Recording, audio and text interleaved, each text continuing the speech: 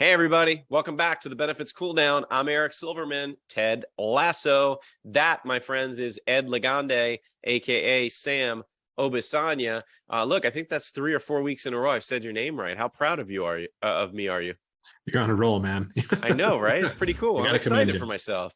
Hey, Sam, what's our quote for today? All right, I got another good one for you. This one could be a tough one, so we'll see how you handle this one. Okay. So, divorce is hard. It doesn't matter if you're the one leaving or if you're the one who got left. It always makes folks do crazy things. Oh man, this one's not easy, but I don't think it's hard either because I attribute this to really any relationship in general. So let's apply it to business, right?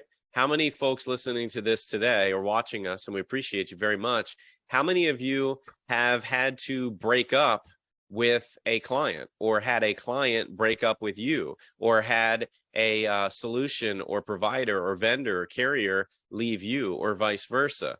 You know, at the end of the day, you've been working with these people for most times months, if not at least years, a year, 2, 3, 4 years.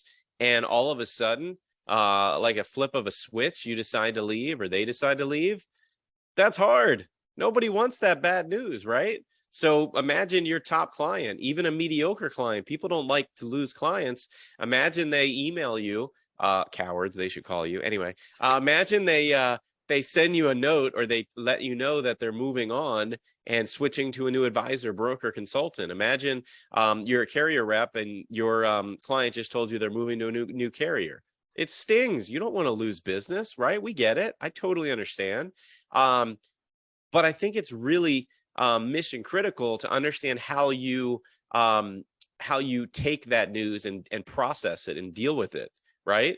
Do you take the whole scorched earth approach of you're dead to me, right? Kevin O'Leary from Shark Tank, you're dead to me, right? Move on. Or do you and badmouth them accordingly, right?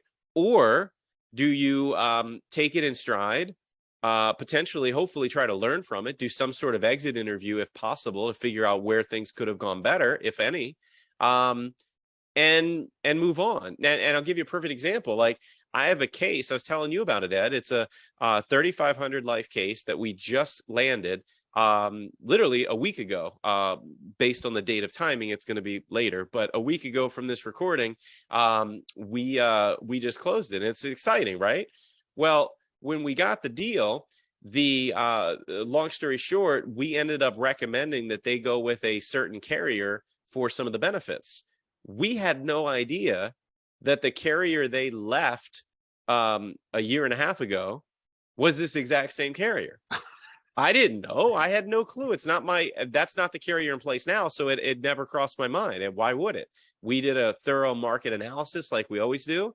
And the carrier we selected was the carrier they had for 4 years prior to this current year going on right now.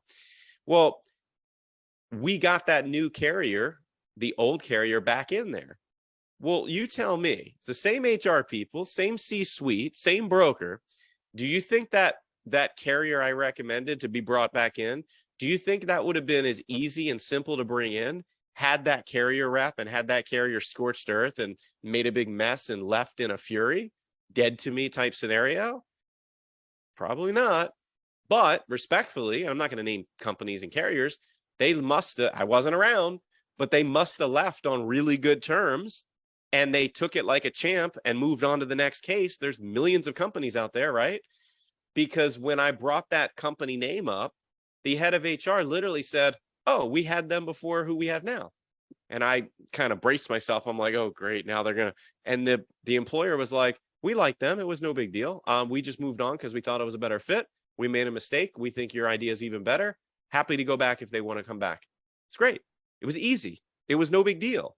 Have you, anybody listening, and I'll ask Ed too, put in the comments section if you're listening, has that ever happened? Have you ever had a client leave you?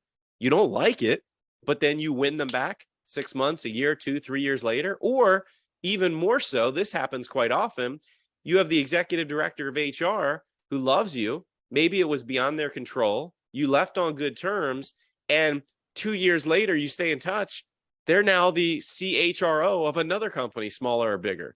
And one of the first things most companies do when they hire a new CHRO or a new CFO, a lot of times those people want to bring in their vendors, their solution providers, their relationships that they know, like, value, and trust. Ed, anything like that ever happened to you? Yeah, just a quick note. I mean, it's definitely happened to me. It's just it just feels uncomfortable to just be so negative about it, that situation. Of course, it sucks. It's like a breakup, right? It hurts, especially if it's a It is a client breakup. you worked with for a long time, and but that's where I feel like, one, relationships matter. Two, feedback is really important, because you could use it as a learning opportunity to see, what could you have done better, assuming it was something in your control, right? And then three, just making sure that you're just treating each other with respect, and maybe even keeping in touch. And that's probably what happened with that carrier. Who knows? But they left on really good terms in order for them to feel comfortable coming back. I highly doubt that HR team would have said, as long we'll go back as long as we didn't deal with these people, right? Relationships matter. That's So, true. No, you're spot on. Anybody ever had a similar situation? Please put it in the comments section below. We'd love to hear it. And as always, we appreciate you listening. This has been another fun episode of the Benefits Cool Down Ted Lasso edition. And today, let's see, if you were paying attention and you were listening, put in the comments section, believe. And if you are a Ted Lasso fan, that's pretty paramount.